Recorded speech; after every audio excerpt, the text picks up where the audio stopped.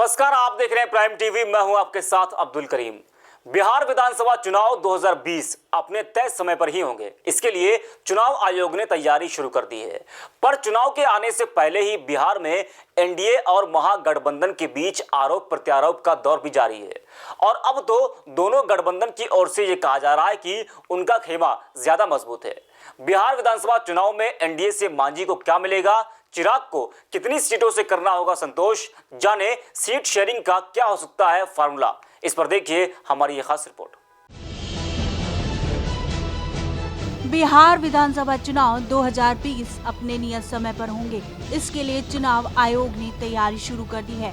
चुनाव के नजदीक आते ही बिहार में एनडीए और महागठबंधन के बीच आरोप प्रत्यारोप भी लगाया जा रहा है। तो दोनों गठबंधन की ओर से ये भी कहा जा रहा है कि उनकी पार्टी ज्यादा मजबूत है। पूरी तरह से इलेक्शन मोड में आ चुके एनडीए के घटक दलों ने चुनावी तैयारी शुरू कर दी है। बीजेपी ने जहां बिहार विधानसभा चुनाव की तैयारी 2 महीने पहले शुरू कर दी थी, वहीं जेडीयू भी अब चुनावी तैयारी को लेकर सक्रिय हो गया है। हालांकि एनडीए में शामिल एलजेपी की स्थिति अभी स्पष्ट नहीं है। राजनीति के गलियारों में ये भी चर्चा है कि एलजेपी प्रमुख चिराग पासवान ने जिस प्रकार नीतीश के खिलाफ मोर्चा खोल रखा है और जिससे ये संभावना लगाई जा रही है कि आने वाले समय में एलजेपी खुद को एनडीए से अलग कर सकती है। यानी जिस प्रकार महागठबंधन से जीतन राम मांझी अलग हुए थे, ठीक उसी प्रकार कुछ दिनों में चिराग पासवान भी एनडीए से अलग हो सकते हैं। बिहार बीजेपी के 2 दिवसीय कार्य समिति को संबोधित करते हुए बीजेपी के राष्ट्रीय अध्यक्ष जेपी नड्डा ने स्पष्ट तौर पर कहा है कि मुख्यमंत्री नीतीश कुमार के नेतृत्व में एनडीए बिहार विधानसभा चुनाव में एक बार फिर बड़ी जीत हासिल करेगी। बीजेपी की ओर से लगातार ये भी कहा जा रहा है कि एनडीए मजबूत है और हमारे यहाँ चेहरे और सीट को लेकर कोई भी विवाद नहीं है। बीजेपी ने ये भी कहा कि एनडीए में फिलहाल सीट को लेकर अभी कोई चर्चा नहीं हुई है, लेकिन सीट बंटवारे का काम जल्द ही बिना किसी विवाद के साथ पूरा कर लिया जाएगा। हालांकि बीजेपी के सूत्रों के मुताबिक एलजेपी के रुख को लेकर जेडीयू के साथ साथ बीजेपी के कुछ नेता भी नाराज हैं, लेकिन उनका ये भी कहना है कि जेडीयू और एलजेपी के बीच विवाद को खत्म कर दिया गया है, लिहाजा अब एनडीए में सीट और नेतृत्व को लेकर कोई मसला नहीं है। मिशन 2020 को लेकर चुनावी अखाड़े में उतर चुके एनडीए में फिलहाल सीट बंटवारे को लेकर कोई चर्चा नहीं हुई है।